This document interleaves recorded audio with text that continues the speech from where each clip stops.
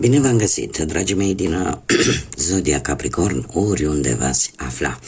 Bine ați venit tuturor pe canalul meu, Tarot Flor de Loto. Numele meu este Nina și ca de obicei mă bucur să vă am alături la fiecare lectură, atât pe dragii mei abonați, cum de asemenea și pe cei care poate sunteți pentru prima oară aici pe canal. Azi, așa cum v-am obișnuit, voi face lectura temporală fără limită de timp, o lectură pe care voi să o puteți urmări oricând doriți sau atunci când apare în viața voastră. Desigur, dragii mei, ca de fiecare dată vă readuc aminte că totuși este o lectură generală, iar voi sunteți cei care vă construiți viitorul, așa că vă rog din suflet să luați decât acele mesaje care rezonează cu voi, iar restul lăsați-le să zboare în univers, pentru că sigur sunt pentru alte energii, pentru alte persoane care, într-o mai mică sau mai mare măsură, au o legătură cu Zodia Capricorn. Așa că, dragilor, toți cei care aveți soarele, luna, Venus, ascendentul sau oricare alt aspect astral important pentru voi din harta voastră natală, atunci această lectură este de asemenea și pentru voi. Și haideți să vedem ce ne spune acest minunat oracol Yin și Yang despre dragii mei din Capricorn în următoarea perioadă de când voi urmăriți această lectură. Să vedem ce vine pentru dragii mei din Capricorn.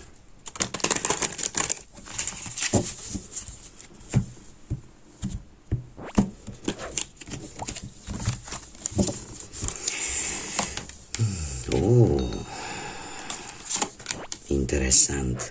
Dragilor, v-ați întâlnit cu destinul. Cu destinul, cu ceea ce vă este sugerat de către univers, de către divinitate să faceți în această viață. Ați avut o evoluție pozitivă pe nodul nord, pentru că în sfârșit unii dintre voi v-ați găsit cărarea, v-ați găsit acel drum, acele provocări karmice care, și desigur, pe lângă provocări karmice și recompensele karmice în urma acestor provocări. Cert este că unii dintre voi v-ați dat seama de fapt cam care este scopul vostru în această viață, ceea ce trebuie să faceți voi. E ca și cum ai avut o revelație, ți-ai dat seama unde trebuie să ajungi pentru a evolua sau ce experiențe trebuie să înveți pentru a te desăvârși pe tine ca și persoană. Și probabil că unii dintre voi chiar ați învățat în acest moment să vă iubiți mai mult pe voi, să știți cum să vă focusați pe dorințele pe care voi le aveți în sufletul vostru. Să vă dați seama că voi, voi însemnați ceva, că aveți o importanță și că puteți să manifestați ceea ce voi vă doriți, că puteți să fiți expansivi, că puteți să manifestați dorințele pe care voi le simțiți în interiorul vostru. Lucrul ăsta, autoestima este, mai ales pentru persoanele care nu prea o au, este o reușită importantă, pentru că odată ce tu ai o impresie mai bună despre tine și îți recapezi puterea, îți recapezi forțele, energia de a merge mai departe, și probabil că această autoestimă făcea parte din nodul vostru nord, din ceea ce voi trebuia să învățați în această viață. Și asta în special pentru cei care aveți nodul nord în Capricorn. Ce vine în următoarea perioadă? Vine abundență, dragilor, vine un vânt al schimbării fenomenal în care veți avea motive să celebrați, orică vreo promoție, ori vreo șansă extraordinar de bună, poate în domeniul profesional al carierei. Cert este că acest vânt al schimbării pentru voi va fi foarte semnificativ, va fi foarte pozitiv. Și astea pleacă, dacă vedem bine, pleacă efectiv după ce voi ați descoperit de fapt cam care este drumul vostru, cam ce trebuie să faceți voi. În momentul în care, asta o spun la fiecare lectură și nu numai la voi, și fac așa o mică paranteză, în momentul în care vezi că ceva nu se schimbă în viața ta și că te învârți într-un cerc vicios și că parcă cumva tu tot ai senzația că, dom'le, dar eu fac tot ce ține de mine, că am primit tot felul de comentarii de genul acesta, dar nu se schimbă nimic, parcă totul nu merge rău, înseamnă că nu schimbi acolo unde trebuie să schimbi, sau că nu ești deschis total către schimbare. Acum, noi oamenii, în general, preferăm mai bine să ne văităm, să ne plângem de milă și atunci dispare această autoestimă vis-a-vis de noi înșine. Pentru voi, dragilor, cei care vă regăsiți în aceste informații, trebuie să vă simțiți fericiți la modul propriu, pentru că e o realizare extraordinar de mare. Să-ți dai seama, de fapt, ce valoare ai, să-ți dai seama că poți mai mult, că poți manifesta și că poți reuși. Asta e o realizare extraordinar de mare. Haideți să vedem ce ne spune și tarotul. Tarotul pastoral de data aceasta îl vom folosi. L-am ales special pentru această lectură. Să vedem ce ne spune despre dragii mei din Capricorn și tarotul. Ia să vedem situația actuală, dragilor, un as de bâte, mult pe parte profesională aș zice, dar nu numai. În acest moment, dragii mei, voi sunteți foarte pozitivi, sunteți în faza în care să faceți primul pas. De ce? Pentru că sunteți mult mai încrezători în intuiția voastră, în energia voastră.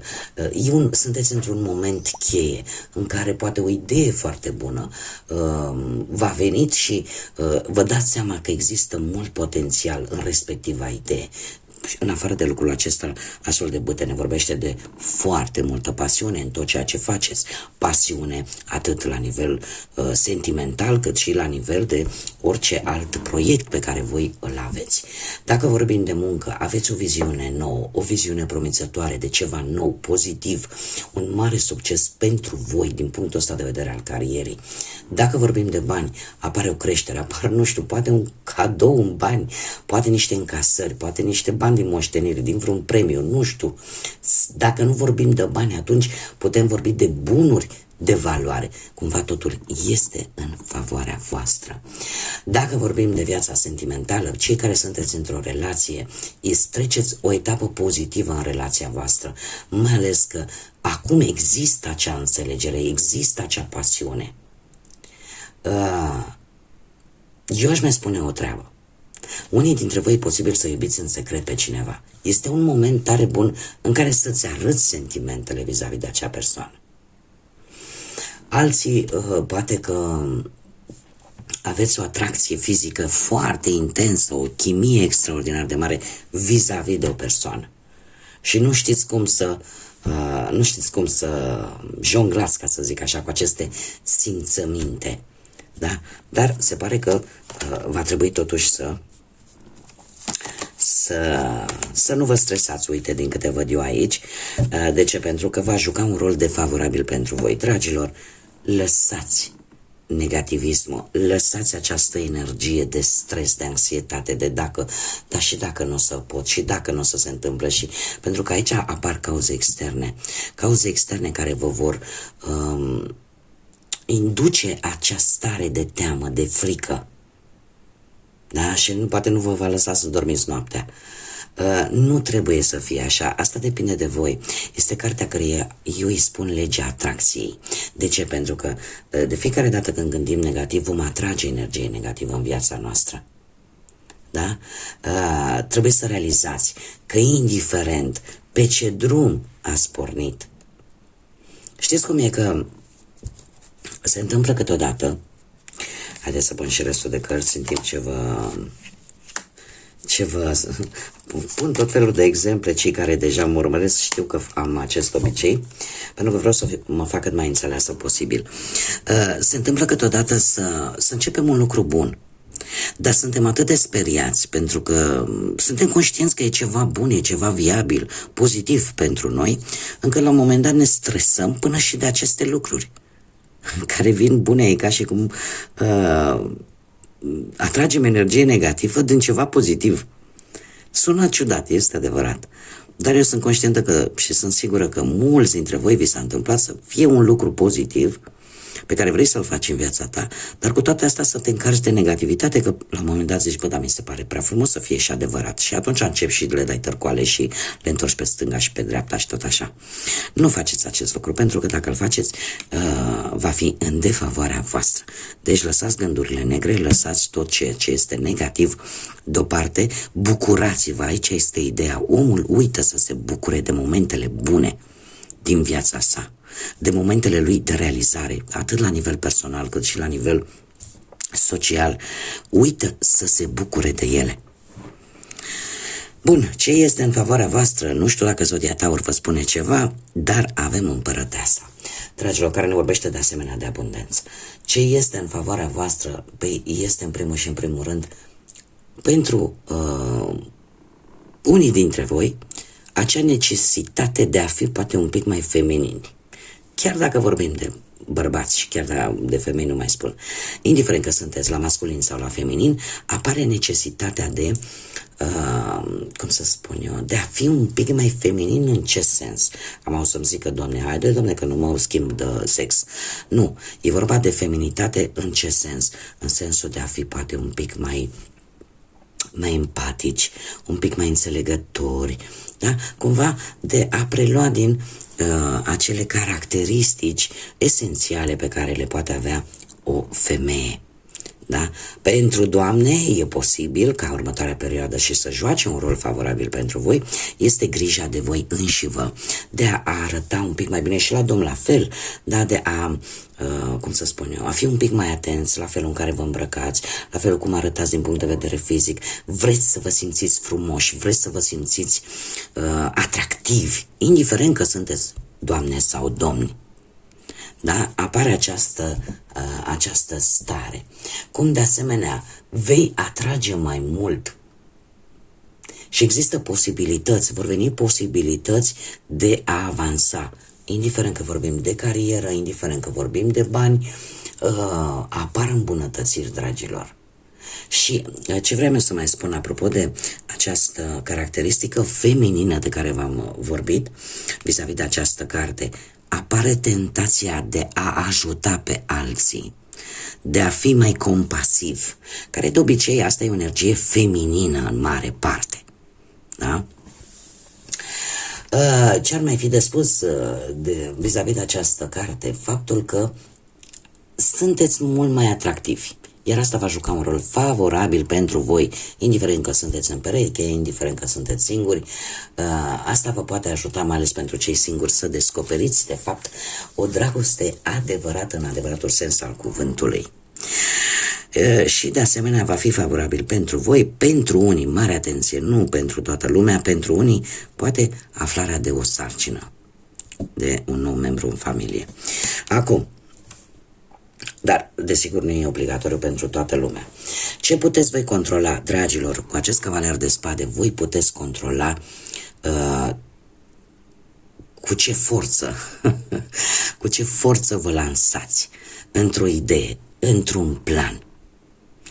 De ce spun lucrul acesta? Pentru că dacă voi, de exemplu, v-ați făcut un proiect, v-ați făcut un plan, indiferent de ce aspect al vieții vorbim, fie el material, profesional și chiar sentimental, atâta timp cât voi l-ați calculat, și nu m-ar mira să nu fie așa, da? Voi oricum sunteți foarte stabili, foarte isteți, foarte prevăzători și foarte serioși și sunteți dispuși, mare atenție unii dintre voi, să așteptați un anumit timp ca lucrurile să vă iasă, sunteți foarte perseverenți din punctul ăsta de vedere și sunt sigură că lucrul ăsta îl puteți controla foarte bine, pentru că atâta timp cât planul este bine gândit, atunci nu te opri, te vei lansa în forță și în felul ăsta îți va ieși acea idee, acel plan, acel proiect, așa cum tu îți dorești. E posibil ca unii dintre voi să vrea să-și deschidă poate propriul său job, propria sa afacere și se pare că v-ați făcut un plan, cum am mai spus, ca la carte. De asemenea, se poate concretiza ceva material care să vă ajute, nu știu, uite, poate la deschiderea de local, de deschidere de afacere. Cert este că sunt mari șanse să primiți niște bani neașteptați. Un singur aspect și un singur avertisment vine această carte. nu o luați pe drumul scurt, nu o luați pe cărări aparent scurte, dar necunoscute. Mai bine mergeți, știți cum e, că așa se spune și în șoferie, dom'le, cel mai scurt drum e ăla pe care tu îl știi cel mai bine. Da? Așa că mare atenție la integritatea voastră. Asta cred eu că ar fi singurul avertisment de care probabil că va trebui să țineți cont în următoarea perioadă în ceea ce voi puteți controla. Eu aș spune că există o șanse mari ca o relație cum să spun eu, să apară o reîmpăcare, mai ales pentru cei care ați fost poate distanțați, fie distanțați, în special moral, da, o lipsă de comunicare, apare o reîmpăcare. Dar eu aș spune că și posibil o distanțare fizică să fi provocat anumite neînțelegeri, dar mie mi arată cu această carte că vine o reîmpăcare și ține de voi, da? Este sub controlul vostru. Iar cei singurei aș spune că sunteți foarte hotărâți să treceți la acțiune, pentru că voi simțiți că iubirea vine către voi și cumva vreți să ieșiți în întâmpinare. În schimb, mare atenție, ce nu puteți voi controla. Faptul că există un 10 de spade, ce nu puteți controla este posibil anumite jocuri la care voi trebuie să fiți atenți, anumite jocuri ascunse în spatele vostru. Voi veți avea puterea să treceți peste ele. Asta trebuie să vă spun, chiar dacă nu, în acest moment, poate nu mă credeți. Și trebuie să vă mai spun încă un lucru important cu această carte. Ceea ce voi nu puteți controla este faptul că aceste lucruri nu vor mai veni un timp lung. Apare posibil o schimbare dramatică, poate pentru unii dintre voi, în situația în care voi nu veți descoperi toate aceste jocuri ascunse din spatele vostru. E posibil să apară o decepție, da? Acum, eu nu vreau să, pentru că mi-au ieșit atât de multe, da, fără doar și poate, dragii mei. Am mai pus o carte, de ce? Pentru că vroiam să văd cât amploare are această decepție. Dacă este o amploare, are o amploare mai mare, este ceva mai grav sau este ceva mai puțin grav și peste care se poate trece. Și din câte văd aici, mi-a clarificat acest 10 de spade cu un arcan major important care este forța. Asta ce înseamnă că voi aveți forța interioară și prin intermediul comunicării foarte asertive, foarte inspirate, veți reuși să treceți cu bine peste această decepție. Nu este o decepție extraordinar de mare. Într-adevăr, sunt jocuri, sunt anumite lucruri care or să vă cam supere așa, sau poate anumite promisiuni care nu or să se țină, dar nu va fi ceva foarte grav, nu va fi ceva care să vă dea peste cap, iar lucrul ăsta nu se va mai întâmpla foarte multă vreme. Asta este cel mai important de reținut. Este ceva ce voi nu puteți controla, logic că nu putem controla bârfele, invidia, care este cea mai periculoasă din punctul meu de vedere, și faptul că nu toți suntem la fel, da? Este un fapt, da? Este o realitate. Așa că, dragilor, nu este ceva de care, mie cel puțin asta mi-arată cărțile, nu este ceva de care să vă speriați atât de tare. Da, veți avea niște decepții, veți descoperi niște lucruri care nu o să fie chiar pe gustul vostru, dar nu va fi ceva extraordinar de mare, nu va fi ceva de amploare. De ce? Pentru că se pare că voi aveți tăria necesară să treceți peste și eu aș spune că aveți puterea interioară, răbdarea,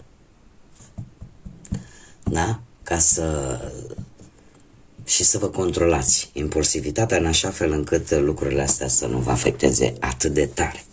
Haideți să vedem cu acest oracol al copilului interior din voi, să vedem ce mesaj are pentru dragii mei din Capricorn în următoarea perioadă. Un mesaj, te rog, pentru zodia Capricorn. Credință. Dragilor, păstrați-vă credința în inima voastră, aveți încredere în planul divin. Este atât de frumos, sună, că nici nu am prea multe ce să comentez, pentru că este pe cât de simplu, pe atât de profund, faptul că trebuie să aveți încredere, trebuie să aveți credință, mai ales în spiritualitate, în divinitate, chiar și cei care poate spun că sunt atei, undeva o credință o au. Da? Să încercați să nu lăsați ca îndoiala, teama și cinismul să se străcoare în sufletul vostru. Da?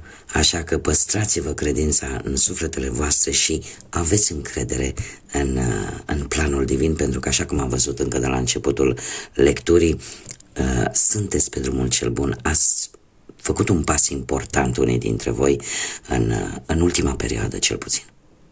Și lucrurile merg tot înainte.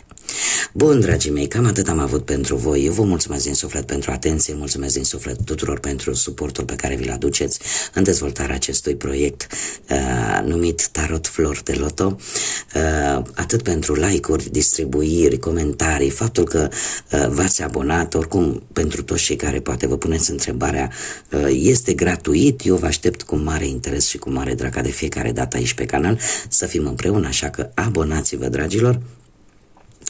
Și, desigur, până la următoarea lectură, când ne vom reîntâlni, eu vă doresc tot binele din lume. Vă doresc să aveți parte de multă energie pozitivă și de multe gânduri bune. Așa că, până data viitoare, ca de obicei, să fiți iubiți, dragilor.